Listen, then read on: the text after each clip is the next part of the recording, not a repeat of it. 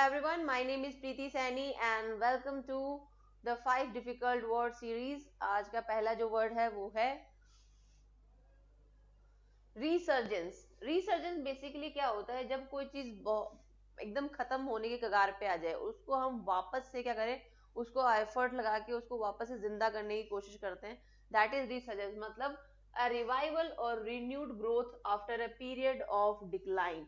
मतलब कोई चीज बहुत ज्यादा गिरावट में है, उसको अगर हम क्या करें, वापस से उठा दे, तो दैट इज रीसर्जेंस. ओके, इसको देखिए सेंटेंस में यूज करें तो ये एडिटोरियल का ही लाइन है. RSS chief Mohan Bhagat exhortation for India's to morph into a lion underscores a national resurgence anchored in economic strength rather than nostalgic idealism. मतलब जो हमारे आरएसएस के चीफ हैं वो ये बोलना चाह रहे हैं कि अगर इंडिया को हमें लायन की तरह प्रेजेंट करना है, ठीक है, तो हमें बेसिकली हमारा जो नेशन है उसको वापस से उठाना पड़ेगा on the basis of economic strength, ना कि अपना जो नॉस्टैल्जिक आइडियलिज्म, मतलब जो हमारे पुराने जो विचार हैं उनको हम याद कर करके इंडिया को लायन नहीं बना सकते. हमें हमारे इकोनॉमिक स्ट्रेंथ पे ध्यान देना होगा.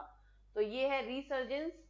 Next word is proactiveness. Proactiveness basically क्या होता है कि किसी भी चीज के लिए बहुत ज्यादा एक्टिवली है ना एक्ट करना, ताकि वो ज्यादा बहुत जल्दी जल्दी फास्ट वो काम हो जाए. ठीक है, तो acting in anticipation of future problems, needs और changes, being ahead of the curve. मतलब कि जो स्पीड से चल रहा है उससे भी ज्यादा और स्पीड में किसी काम को जल्दी से कर देना, दैट इज प्रोएक्टिवनेस. अगर सेंटेंस में यूज करें, the editorial praise the governments proactiveness in the fast tracking infrastructure projects before the prime minister's visit to Varanasi. मतलब इस एडिटोरियल में ये बताया गया है कि जो वाराणसी में प्राइम मिनिस्टर का जो टूर होने वाला है, उससे पहले वहां पे जो प्रोजेक्ट चल रहे थे इंफ्रास्ट्रक्चर के, उनको फास्ट ट्रैक कर दिया गया है, उनको स्पीड अप कर दिया गया है, ताकि वो उनके आने से पहले क्या हो, कंप्लीट हो जाए.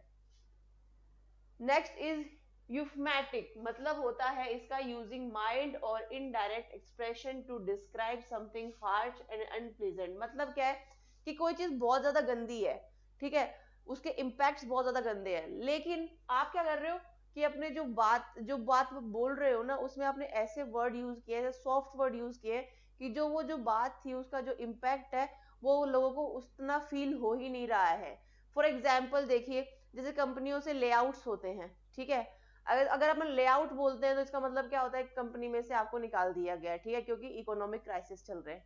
पर इसी को ये बोलते कि rebuilding of the for the rebuilding of the company we are not hiring this and that person, और या फिर उसको निकाल रहे हैं. ठीक है, तो ये क्या हो गया, रीबिल्डिंग द कंपनी. मतलब क्या हो गया, एक वर्ड आपने यूज कर लिया अच्छा सा, बेसिकली आप निकाल ही रहे हो, बेरोजगारी बना रहे हो किसी को, लेकिन आपने क्या बोल दिया, रीबिल्डिंग ऑफ द कंपनी.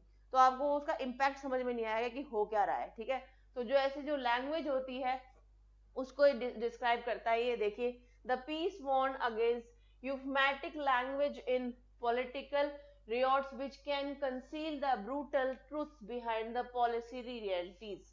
ठीक है, मतलब कि जो हमारे जो पॉलिटिशियंस है ना, वो अपने स्पीचेस के अंदर या फिर अपनी भाषा में इतने सॉफ्ट वर्ड्स, ठीक है, इतने यूफमैटिक लैंग्वेज यूज करते हैं, इतने सॉफ्ट लैंग्वेज यूज करते हैं कि जो हमें क्या है, जो हार्श रियलिटी है किसी भी पॉलिसी की, वो हमें पता ही नहीं चलती. ठीक है, नेक्स्ट वर्ड इज डीह्यूमनाइजिंग. मतलब किसी को भी इस तरीके से प्रेजेंट करना कि उसके अंदर वो अब इंसान नहीं बल्कि जानवर की तरह रिप्रेजेंट करना, उसके अंदर ऐसी क्वालिटीज आ गई है कि वो अब इंसान कम जानवर लगने लग जाए. ठीक है, दैट इज डीह्यूमनाइजेशन.